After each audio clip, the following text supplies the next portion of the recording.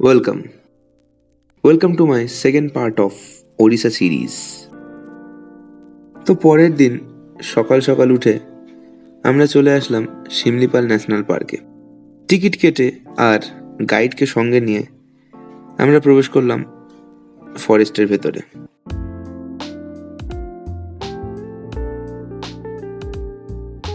বাইরে লেখা ছিল হাতি, গন্ডার, চিতা, হরিণ দেখা যাবে, তবে ভেতরে যে কি দেখা যাবে সেটা। শিমলিপাল ফরেস্টে শুধুমাত্র 4 হুইলার নিয়ে প্রবেশ করা যায়, তাও আবার সেটা এসইউভি হতে হবে। অনেকে বলে শিমলিপালকে নাকি উড়িষ্যার কাশ্মীর বলা হয়, তবে কতদূর সেটা আমি জানি না। চেক পয়েন্ট থেকে ভেতরে প্রবেশ করতে প্রায় 2.5 থেকে 3 ঘন্টা লাগে এবং বেরোতেও তাই। একতে বেঁকতে পাহাড়ি জঙ্গলের রাস্তায় সাপের মতো চলছি।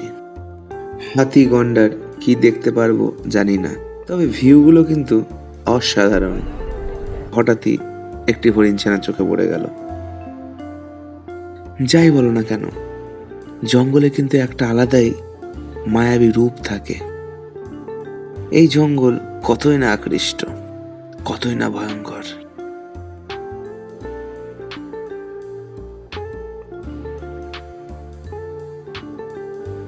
এই সমতল জায়গায় এখানকার কিছু লোকাল ট্রাইবাল লোকেরা বসবাস করে। এমন যদি হতো এখানে টেন্ট খাটিয়ে থাকার ব্যবস্থা থাকতো তবে।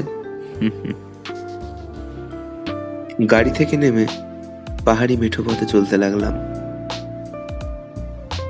দেখতে দেখতে আমরা চলে আসলাম মেঘাশিনী ওয়াটারফলসে। Waterfalls point basically. আহা কি দৃশ্য! এই নীরব জঙ্গলে ঝর্ণার আওয়াজ যেন এক আলাদাই পরিবেশ তৈরি করেছে।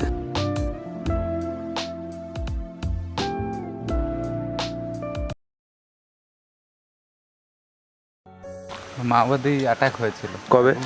ଆଉ ଗୋଟେ ছিল 2003-04 ମସିହା ମାଓବାଦୀ ଆଟାକ୍ ହୋଇছিল। 2003 সাল নাগাদ, তাই তো? 2003-04 মସିହା ମାଓବାଦୀ কি করেছিল? কি করেছিল? আগুন আগুন জ্বলাই দিয়েছিল, ঘরকা বম ব্লাস্ট করে দিয়েছিল। কেন এখানে কি কোনো ইয়ের সাথে কোনো কিছু ছিল নাকি এমনি? ওরা চাইতেছিলেন জঙ্গলটাকে আয়ত্ত করে ওদের আয়ত্ত করে রাখবার। ওই কটেজের জন্য হয়েছিল নতুন তখন? যেটি ঘর হইল না, ওই জন্য ওরা ঘরকে পুড়াই দিতেছে। পুরনো জায়গার কতই না রহস্যময় ইতিহাস থাকে। সেই জায়গাতে দাঁড়িয়ে সেই ইতিহাস ভাবতে বেশ অবাক লাগে। রাস্তায় চলতে চলতে আবারও একটি ছোট ঝর্ণা চোখে পড়ল, তাই দাঁড়িয়ে পড়লাম। আমি কোথাও ঘুরতে গেলে শুধু ঘোরার জন্য ঘুরি না, সেই জায়গাকে উপভোগ করার জন্য ঘুরি।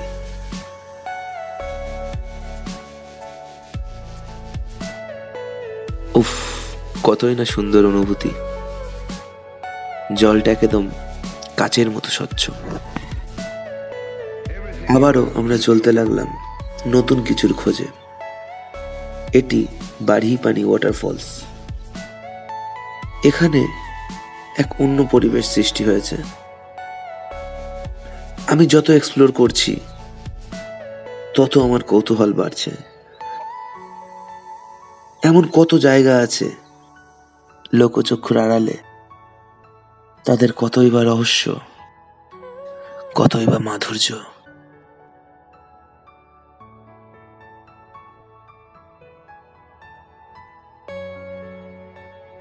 এবার ফেরার পালা। বুক ভরা অনুভূতি নিয়ে ফিরছি। জানি না আবারও আসতে পারবো কিনা এখানে, তবে যেটুকু নিয়ে গেলাম ভোলার মতো নয়। তো বন্ধুরা, যদি তোমাদের এই ভিডিওটা ভালো লেগে থাকে তো লাইক, কমেন্ট, শেয়ার, সাবস্ক্রাইব করতে পারো এবং বন্ধুদেরকে শেয়ার করে দাও ভিডিওটা যত সম্ভব হোক। পরবর্তীতে আরও অনেক ভিডিও আসতে চলেছে। আর তোমরা অনেকে হয়তো জানো না, আমার হিন্দিতে একটি চ্যানেল আছে, সেখানে আমি লাইফস্টাইলের ওপর ভিডিও বানাচ্ছি। তো তোমরা সেটাও চেক আউট করতে পারো, একদম ডেসক্রিপশনে লিঙ্ক পেয়ে যাবে। তাও আমি নামটা বলে দিচ্ছি, বেঙ্গল চ্যাম্প রাইডার। তো তোমরা সার্চ করে দেখে নিতে পারো। এবার থেকেই আমি ইউটিউবে একটু রেগুলার হওয়ার চেষ্টা করছি এবং তোমাদের সাপোর্ট তো নিশ্চয়ই লাগবে আমার। তো অনেক কথা হয়ে গেল আজকে, দেখা হবে অন্য কোনো একটা ভিডিওয়। এবং আজকের মতো টাটা। সবসময় মাস্ক ব্যবহার করো, হেলমেট ব্যবহার করো। তো চলো, টাটা। वाली जीत भले आ जाए मौत, अब हुआ कामयाब ना बचा किसी का खौफ अब।